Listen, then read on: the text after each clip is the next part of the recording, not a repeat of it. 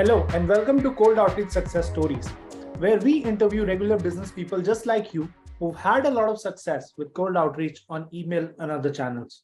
We go deep into their process with hot tips around targeting, messaging, and personalization so that you can take away some tips to implement in your cold outreach starting tomorrow. Thanks for hopping on. That's okay. Must be nice and early for you. I'm actually in Australia at the moment, so it's 4:32 p.m. It's late. All right. Yeah. Go ahead. Yeah. No. So it's 4:30 in the afternoon, so it's not too bad. Just about to finish up my day. Yeah. No worries. I thought you were in the UK for some reason. Yeah. I have been based out of the UK. And then, but yeah, I am basically in Australia for a couple of weeks. I see. Makes sense. Then, yeah. All right, Jack. So what I wanted to do on this call was just to sort of interview you in a little bit more detail to understand how you do lead generation. So what we're doing with this podcast series is that we're talking to our customers. And it's not really about SalesRobot, it's more about them, our customers, and how they're using different tools for lead generation, what else they're doing, are they getting clients from referrals? So the main goal with this podcast is to sort of highlight these case studies of small businesses and how they're approaching lead generation and what channels are driving success for them and what tactics are driving success for them, so that we can all come together and learn more from each other. Does that make sense? Yeah, for sure. Perfect. So I'm recording anyway, so we can get started. So Jack, how do you get leads? As simple as that. Yeah, so my lead generation strategy, I guess, give you some context. I sell to fund managers and investment managers. So it is kind of super niched. And that's where sales robots really come in handy, because I use it along with a content strategy, kind of pulling data from Sales Navigator and from different groups that fund managers are in and investment managers are in. And then just kind of using SalesRobot to automate a lot of the sequences and the connection requests and messaging from groups. And then from there, I put them through another system to book calls.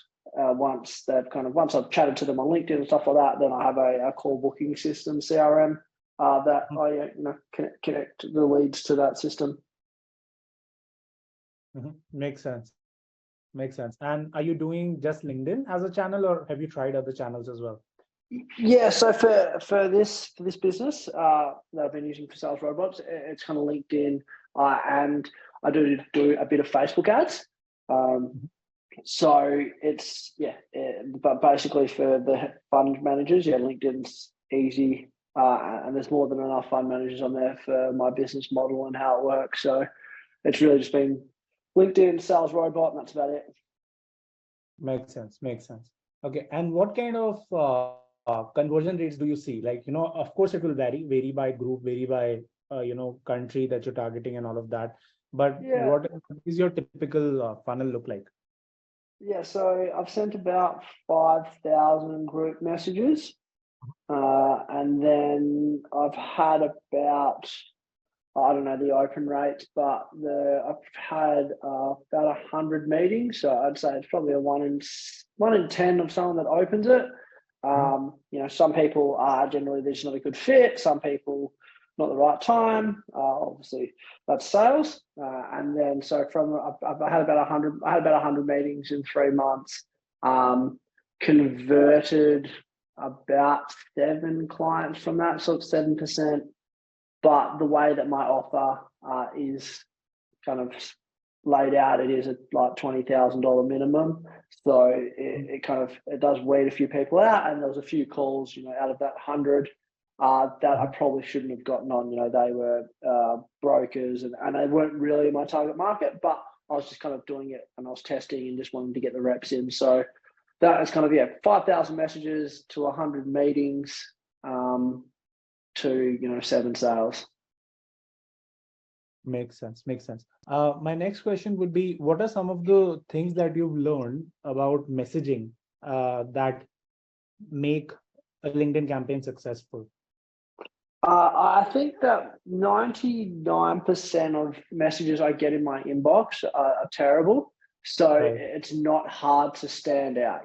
I guess once you've done LinkedIn automation, you can see it. Whereas, say 2 years ago, when I hadn't really touched it, I'd be like, oh, this is wow, I've done this big message. But once you know how it works, and if you're a user of SalesRobot, you know the power of the automation. People, I guess they have verbal diarrhea and just kind of they don't even like, because I'm not a marketing agency, but because, and that's the telltale sign of someone that's just used an automation tool and just pulled me in. They're like, oh, we can get you more clients for your marketing agency.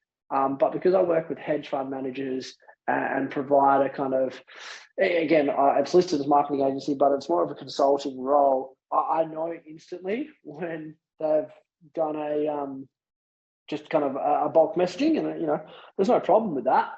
So I think in terms of that, like what people fail to realize a lot of the time is, it's business to business or business to consumer, but like at the end of the day, it's two people communicating via email or via messenger. So, you wouldn't, there's probably 3 people in the entire world, my mum, my sister, my best friend, that I would drop a 5-paragraph message out of context to. Right. And I get probably 4 of those messages per day. So I think a lot of people, they purely go for spray and pray, which, they drop these, 5, 6, 7, 8 paragraph messages and telling me how good they are and what they can do and how they can book me 37 calls in 14 seconds or I don't pay. That's all well and good, but like no one really establishes the problem. Whereas what I did on my LinkedIn messages, I was just saying, I did it very broad. I was like, hey, are you a fund manager? And if yes, could you handle new investors? And that was it. So like, it wasn't really like a lot, but if they weren't a fund manager, they won't reply. If they didn't want new investors, then they'd tell me. So I think a lot of best practices, less is more, and you want to kind of have a bit of intrigue, and then they check out your profile. So that's where I kind of mentioned the content strategy of having an actual really good profile, and where you're doing what your target clients or customers or whatever, they can see your profile and they go, oh, hey, this guy's actually the real deal. So that would kind of be my best practices. Ask questions. Find out, and then from there, kind of get them into a sales situation. Not try to fire hose them on the first message. Mm-hmm. Yeah. I can see your messaging is really crisp. Like I'm in your account right now. Like the first message is, hey, first name, always looking for more leaders in the investment industry to add to my network. Would love to connect, which is a simple, non-threatening message. And then the next one is, I hope you're doing well. Are you actively looking for new investment opportunities? If yes, any sectors or types in particular, which is great. It's all about them, right? It's not about pitching what you do or, how you're so great, which I'm sure you are, but, you're not pitching that. Yeah. So, and that's the thing, like, as you can see in my account, it's very much open. And, I have spent a disproportionate amount of time talking to people in the inbox of LinkedIn, but it's for most kind of businesses that they 3 to 5 good clients a month, at $3, $5, $10,000, whatever it is, that completely changes their life. But they act like they're Apple or Samsung or Google when they need thousands of customers a day. Which that's where you can get away with that generic messaging. And if you watch an ad on the TV or you watch an ad for a Super Bowl, the ads that do really well are the ones that call out a specific person and have a problem. Whereas a lot of people with automation tools, they kind of take away the responsibility of doing any work. They do it once, and if you send a message to 10 million people, 1 or 2 might buy, but it's the other 9 million that you should be worried about. Yeah, and you're pissing them off essentially, and they're seeing you as a brand. Yeah, and they're seeing you as them. Yeah, they're the unspoken kind of costs of being a pest. which a lot of people are. Interesting. All right. So my final question: what are some of the mistakes that you made when you first started this kind of LinkedIn outreach? Yeah, I think one of the big ones, and you can kind of see it in my account, was in the group messaging. I didn't realize you could pull, like if you structured the Sales Navigator, like if you structured the Sales Navigator right, you could use that as a link instead of just using the group ID. Because I started, you'll see like my campaigns went from, I think, 1,900 messages to 1,600 messages to 14 to 900. And then I was on to support, and I was like, oh shit, like what's going on? And then one of the support people said, oh, you can actually use Sales Navigator. Then I fired that back up, and I started getting back to the numbers that I needed. So that was one. I guess the second mistake was, I didn't optimize my profile or have good content on there. And that was one thing that I think goes so far. And then third, I do see the value in, networking with other people or your kind of your competitors and stuff like that, and just being a presence. Like if it is kind of like a kind of personal brand strategy or a brand where you're selling, I do think there's a lot of value in that, and something I don't do enough of, and a couple of mistakes. I just wasn't in the running. So yeah, that'd be my three. Makes sense. Now that's very insightful.